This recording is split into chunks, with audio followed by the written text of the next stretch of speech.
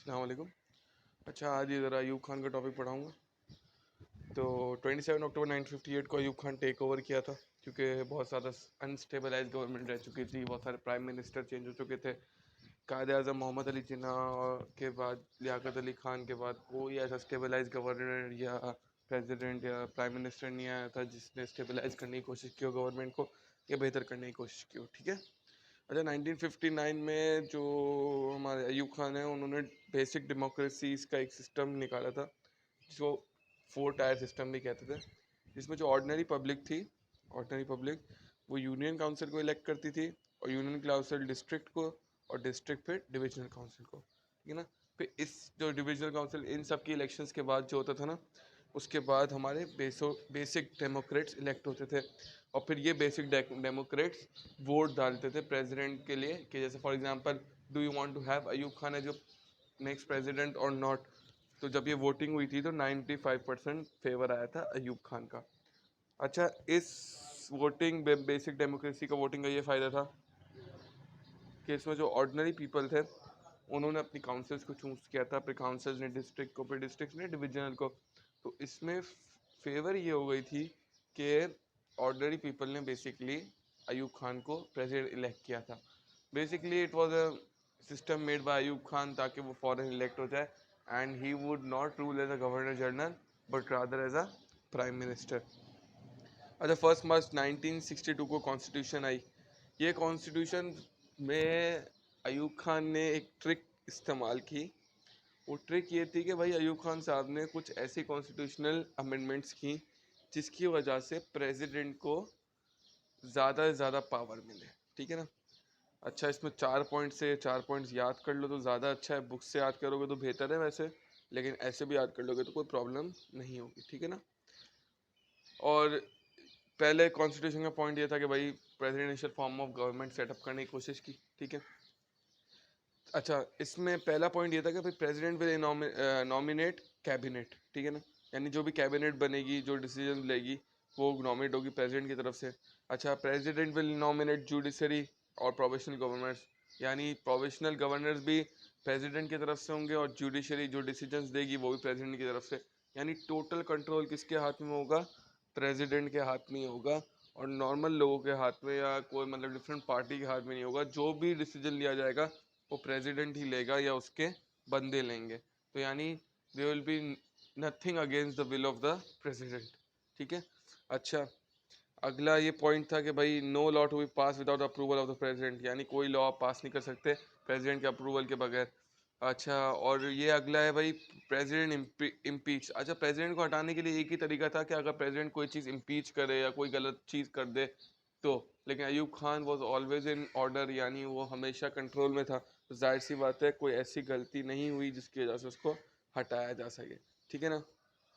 अच्छा, इसके बाद अयूब खान ने जब ये कंट्रोल कर लिया, वो प्रेसिडेंट बन गया, तो जाहिर सी बात है अब उसने सारी पॉलिटिकल पार्टीज से बैन हटा दिया। अब जब एक मतलब आपको कंट्रोल मिल जाता है, आपको हर चीज़ मिल गई है और आप कंट्रोल में हो, पूरी कंट्री आपके ही उसूलों के हिसाब से चल रही है, तो जाहिर सी बात है आप फिर पॉलिटिकल पार्टी से बैन हटा दोगे तो उससे कोई फ़र्क नहीं पड़ेगा आपको। ठीक है। अच्छा, इसमें नेक्स्ट पॉइंट जो मैंने लिखा है वो ये कि अन ईस्ट टू ईस्ट पाकिस्तान। अच्छा, ईस्ट पाकिस्तान के लिए काफ़ी बेटरमेंट्स की गई, जैसे उर्दू और बंगाली को दोनों को नेशनल लैंग्वेज प्रोनाउंस कर दिया गया। अच्छा, ये बात जहन में रखी जाए कि अयूब खान के टाइम पे भी Pakistan was not the Pakistan that we have today. Bangladesh was also the part of Pakistan. ठीक है ना। अच्छा, लेकिन अनईज ईस्ट पाकिस्तान को इसलिए महसूस हुई क्योंकि अभी भी जो आर्मी का हेड था वो वेस्ट पाकिस्तान से ही था, और वो जो भी काम करता था वो वेस्ट पाकिस्तान के फेवर में करता था। तो east Pakistan was getting under developed, यानी वेस्ट पाकिस्तान में तो हर चीज़ हो रही है, हर चीज़ों का ख्याल रखा जा रहा है, लेकिन ईस्ट पाकिस्तान के लिए कोई बेसिक चीज़ें नहीं की जा रही। ठीक है ना। अच्छा, इसके बाद जब जब अयूब खान साहब ने पॉलिटिकल पार्टीज़ के ऊपर से बैन हटा दिया, सब ख़त्म हो गया, तो मोहतरमा फ़ातिमा अली जिन्ना उनके अगेंस्ट खड़ी हुई, क्योंकि उनको लगा कि भाई अयूब खान ने टोटल पावर अपने अंडर ले लिया है, जिसकी वजह से अयूब खान के पास पावर बहुत ज़्यादा आ रहा है, एक्सट्रीम पावर आ रहा है। तो उन्होंने जाहिर सी बात है उनको अयूब खान को चैलेंज करने की कोशिश की। लेकिन जब ये वोटिंग हुई कि अयूब खान और मोहतरमा फातिमा अली जिन्ना के दरमियान, तो 64% वोट अयूब खान को मिले और 36% वोट फातिमा अली जिन्ना को मिले। लेकिन एक बात ध्यान में रखो कि भाई जब ये हो गया तो फिर भी लोगों ने अयूब खान के अगेंस्ट आवाज़ उठाई और ये कहा कि भाई उसने फॉल्स इलेक्शंस करवाए, यानी उसने कोई रिच कहते हैं भाई, जो आजकल धांधली कहलाया जाता है ना, उसको कहते हैं धांधली, सॉरी। तो वो लोगों ने इस पर भी बड़ा कमेंट किया। इस पर कॉलेज स्टूडेंट जब वहाँ आगे इसका डाउनफॉल पढ़ेंगे तो इसमें ये भी आएगा कि भाई दैट्स आर द स्टूडेंट्स, जितने भी कॉलेज के स्टूडेंट्स थे उन सब ने इस पर आवाज़ उठाई थी और काफ़ी दंगे फसाद हुए थे। अच्छा, अब आ जाते हैं रिफॉर्म्स की तरफ। अयूब खान ने एग्रीकल्चर रिफॉर्म्स में बड़ा काम किया था भाई। उनके उसके सबसे फेमस जो रिफॉर्म्स में से एक है वो है एग्रीकल्चरल रिफॉर्म्स, ठीक है ना। सबसे पहला पॉइंट हमें ये बताता है कि भाई उसने सारे स्मॉल फार्म्स को ख़त्म कर दिया, क्योंकि भाई देखो स्मॉल फार्म्स पे ना प्रोडक्शन भी लेस होती है, सॉइल भी ख़राब होती है और ज़्यादा कमाने के चक्कर में स्मॉल फार्मर्स गलतियाँ करते हैं, मॉडर्नाइज टेक्निक इस्तेमाल नहीं करते, जिसकी वजह से बहुत ज़्यादा कम प्रोडक्शन होती है। तो उसने भाई एक ये लॉ पास कर दिया कि भाई वो कोई फार्मर ऐसा नहीं होगा जिसके पास 12.5 एकड़ से कम की ज़मीन हो और 500 एकड़ इरिगेटेड, ये जो आई लिखा हुआ है इसका मतलब इरिगेटेड लैंड होता है और 1000 होता है अनइरिगेटेड लैंड, ठीक है ना। तो ये कुछ इसने पैरामीटर सेट कर लिए, ठीक है। इससे ये हुआ कि भाई जो फूड का आउटपुट है ना वो बढ़ गया था, ठीक है ना, स्टेडी फूड आउटपुट हो गया था। लेकिन जाहिर सी बात है जो स्मॉल फार्मर्स थे उनके लिए बेटरमेंट नहीं थी, क्योंकि वो उनको दूसरों के फार्म्स पे काम करना पड़ रहा था। लेकिन जाहिर सी बात है इससे एफिशिएंसी बढ़ रही थी। अच्छा, फार्मिंग की इरिगेशन के लिए 3 मेजर डैम्स बनाए गए थे, ठीक है ना। और जो फार्मर्स थे उनको वेल्स के लिए लोन भी दिया गया था ताकि कनाल इरिगेशन सिस्टम पे कम से कम लोड आ सके। और ये इतने सारे काम करने के बाद उसकी जो रेवोल्यूशन उसने की एग्रीकल्चर में, तो इस रेवोल्यूशन को ग्रीन रेवोल्यूशन का भी नाम करार दिया गया, क्योंकि इसमें बहुत बेटरमेंट हुई थी और काफ़ी मतलब चेंजेस हुए थे और एग्रीकल्चर हमारा बहुत आगे बढ़ गया था, ठीक है ना। और आखिरी पॉइंट मैकेनाइजेशन है, जाहिर सी बात है मॉडर्न टेक्निक्स का इस्तेमाल किया गया। हर फार्मर इस्तेमाल नहीं करता था, स्मॉल फार्म्स पे नहीं इस्तेमाल होता था, लेकिन बड़े फार्म्स पे ज़रूर होता था, ठीक है ना। अच्छा, इसके बाद अगले जो इसने इंट्रोड्यूस किए रिफॉर्म्स वो थे इंडस्ट्रियल रिफॉर्म्स। लोन्स लिए उसने वेस्टर्न कंट्रीज से, जिसमें ज़्यादातर यूरोप की जो वेस्टर्न कंट्री हैं उसमें से यूके आ जाता है, अपना जर्मनी आ जाता है। तो ये एक दो बहुत मेन कंट्रीज थी जिन्होंने बहुत ज़्यादा लोन्स दिए थे इंडस्ट्रियल रिफॉर्म्स को डेवलप करने के लिए, ठीक है ना। 1962 में ऑयल रिफाइनरी सेटअप की गई थी कराची में, ठीक है ना, ताकि और बेटरमेंट हो सके और ऑयल रिफाइनरी सेटअप करी गई थी, ठीक है। अच्छा, इसका 1964 में इकोनॉमिक यूनियन बनाई गई थी ईरान और टर्की के साथ, जिसमें पाकिस्तान, ईरान और टर्की शामिल थे। तो जाहिर सी बात है इसमें इकोनॉमी पाकिस्तान की आगे बढ़ी थी बहुत ज़्यादा। अच्छा, इसके बाद आरसीडी बनाई गई थी, रीजनल कॉरपोरेशन फॉर डेवलपमेंट के लिए कॉरपोरेशन की एक यूनिट बनाया गया था, ठीक है। और इस सब चीज़ों को, इंडस्ट्रीज़ को आगे बढ़ा के, ये सब ऑर्गेनाइजेशंस बना के, छोटे छोटे डेवलपमेंटल रिसोर्सेज बना के, जाहिर सी बात है इकोनॉमी हमारी हर साल, जितना टाइम अयूब खान ने गुजारा उसमें हर साल हमारी इकोनॉमी 7% से ग्रो हुई, जो कि बहुत ज़्यादा है, बहुत अच्छी थी। तो नो डाउट ये बात तो सच्ची है कि अयूब खान के ज़माने में डेवलपमेंट्स रिफॉर्म्स बहुत ज़्यादा आए थे, ठीक है। अच्छा, इसमें अगले आ जाते हैं जो आखिरी हमारे रिफॉर्म्स है, सोशल एंड इकोनॉमिक रिफॉर्म्स। उसमें सबसे पहले आ गया था भाई कि उसने new text books, new rules, new नई चीज़ें इंट्रोड्यूस की थी स्कूल्स में, ताकि जितना भी हमारा नया सिस्टम है वो बन सके और बेटरमेंट हो सके स्कूल्स की भी, ठीक है ना। नए स्कूल्स बिल्ड किए थे, जाहिर सी बात है पाकिस्तान में उस वक्त स्कूल्स की बहुत कमी थी, तो नए स्कूल्स भी बिल्ड किए गए थे, ठीक है ना। अच्छा, इसके बाद अयूब खान साहब ने जनरल आज़म खान को अपॉइंट किया था एज अ रिहैबिलिटेशन मिनिस्टर। बहुत सारे लोग, जाहिर सी बात है इंडिया का जब पार्टीशन हुआ तो एज रेफ्यूजी बन के आए थे, लेकिन उनके पास रहने की जगह नहीं थी। तो जब उनके पास रहने की जगह नहीं थी तो जाहिर सी बात है उनको रहने की जगह, लैंड प्रोवाइड करना, फ्लैट्स प्रोवाइड करना, जो भी चीज़ थी, बिल्डिंग्स वगैरह प्रोवाइड करना, तो गवर्नमेंट की जिम्मेदारी थी। तो इसमें जनरल आज़म खान ने रिहैबिलिटेशन, जो हमारे मिनिस्टर थे, उन्होंने 75,000 रेफ्यूजीज़ को होम्स प्रोवाइड किए थे, ठीक है ना। अच्छा, इसके बाद जाहिर सी बात है पॉपुलेशन बहुत ज़्यादा इंक्रीज़ हो गई थी।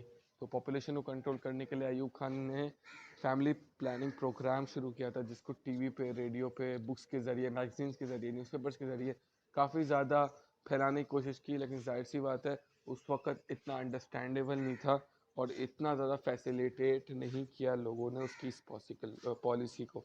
सही है।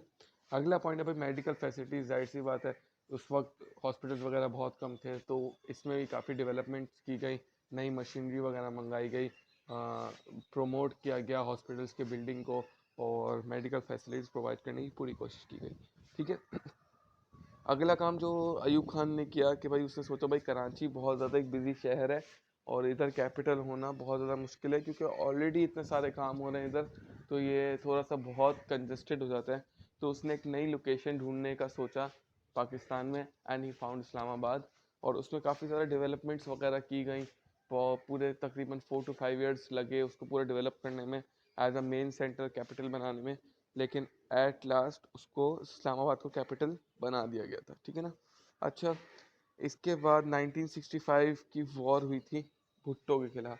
असल में जब Ayub Khan was appointed president, तो जब 1965 की वॉर हुई तब Zulfikar Ali Bhutto was the foreign minister.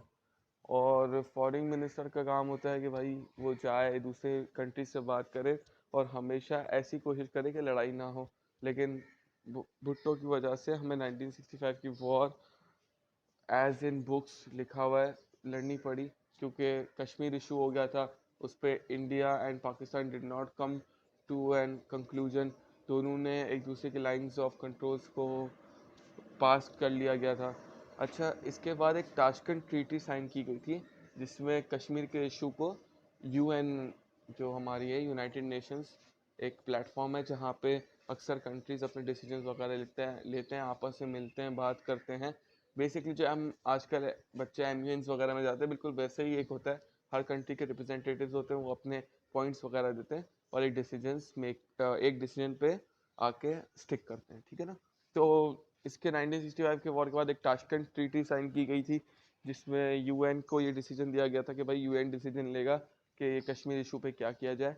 अच्छा, 1965 की वॉर हम हारे नहीं थे, लेकिन बेसिकली एक ट्रीटी साइन हुई थी भाई कि हम लोग इंडिया और हमने मिलकर एक एग्रीमेंट साइन किया था, हम नहीं लड़ेंगे, हम सीज फायर कर देंगे, हम दोनों लाइन ऑफ कंट्रोल से बैक ऑफ हो जाएंगे और जो भी हमें डिसीजन लेना होगा वो हम यूएन पे बैठ के दूसरी कंट्री से मशवरा करके लेंगे। ठीक है ना।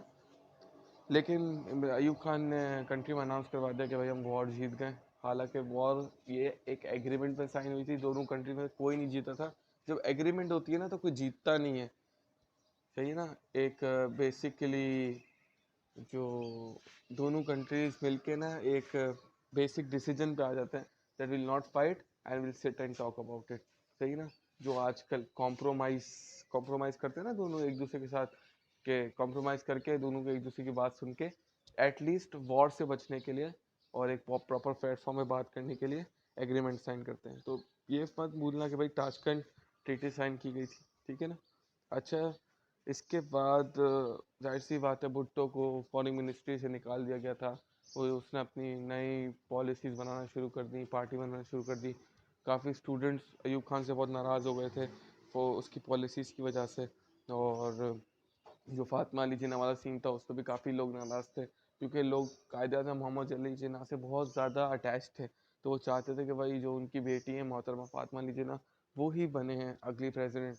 तो जितने लोगों के भाई लग रहा था कि भाई ये एक रिजेड इलेक्शन है जिसमें धांधली हुई है, वो यही चाह रहे थे कि बेसिकली अपना ये गलत हुआ है हमारे साथ और अयूब खान ने हमारे साथ गलत किया है। तो वो बेसिकली अयूब खान के अगेंस्ट हो गए थे और बहुत ज़्यादा अनरेस्ट हो गया था पूरी कंट्री के अंदर। ठीक है ना। अच्छा, इसके बाद अयूब खान ने देखा भाई जुल्फ़िकार अली भुट्टो भी साथ दे रहा है, वो भी दंगे फसाद कर रहा है, लोगों को भड़का रहा है और उसके खिलाफ काफ़ी चीज़ें प्लान कर रहा है।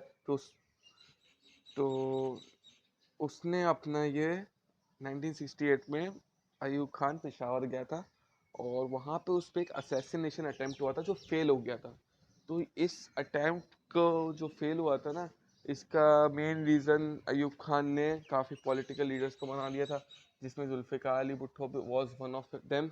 और फिर अनरेस्ट हो गया था पूरी कंट्री में। जाहिर सी बात है जब बड़े बड़े पॉलिटिकल लीडर्स अरेस्ट हो जाएंगे तो जाहिर सी बात है जो भी उनके जितने सपोर्टर्स हैं वो जाहिर सी बात है रोड पे आगे मोहल्लों में आकर धरने देंगे और टायर्स बर्न करेंगे। तो वैसी सिचुएशन हो गई थी और पूरी कंट्री में अनरेस्ट हो गया था।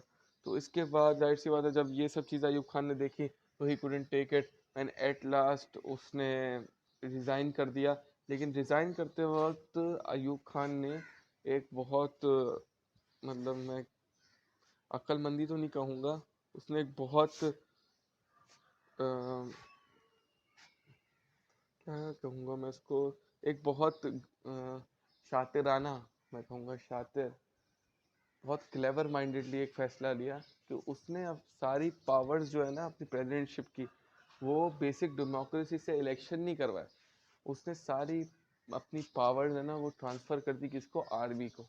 और फिर पाकिस्तान में फ्यू ईयर्स के अंदर ही सेकंड मार्शल लॉ लग गया। देखो मार्शल लॉ लगाना बहुत आसान होता है लेकिन इसके ड्रॉबैक्स बहुत मुश्किल होते हैं। सही है ना, एक कंट्री बहुत पीछे चले जाती है, सारी इकोनॉमी आपकी 10 साल पहले की चले जाती है, आपका सब एक्सपोर्ट इंपोर्ट सब बंद हो जाता है। तो ये कंपनी के लिए, ओ सॉरी सॉरी कंपनी बोला, कंट्री के लिए एक रिसेशन पीरियड होता है। तो अयूब खान अब ये कहेंगे क्लेवर माइंडेडली या पता नहीं किस मकसद से उसने अपनी सारी पावर्स आर्मी को वापसी भेज दी and then general Yahya Khan became the next governor general कहेंगे, क्योंकि जाहिर सी बात है उसने मार्शल लॉ लगाई थी और पाकिस्तान तो सेकंड मार्शल लॉ लग गई थी अयूब खान के फ़ौरन बाद 1969 में। सही है, तो इसकी प्रॉपर डेट भाई नेक्स्ट जो याहिया खान पे वीडियो बनाऊंगा उसमें आपको बता दूंगा, ठीक है ना, कब ये हुआ था। बाकी समझाने के लिए बता रहा हूँ ये सब चीज़ें, सारी चीज़ें बहुत सारी चीज़ें इन डिटेल। 1965 की वॉर भी है बहुत डिटेल में, लेकिन इतनी ज़्यादा कोर्स ऑफ सिलेबस में नहीं है जितनी है बुक में लिखी हुई है, ठीक है। अच्छा चलो ओके, नेक्स्ट वीडियो में इंशाल्लाह जनरल याहिया खान पे देखेंगे।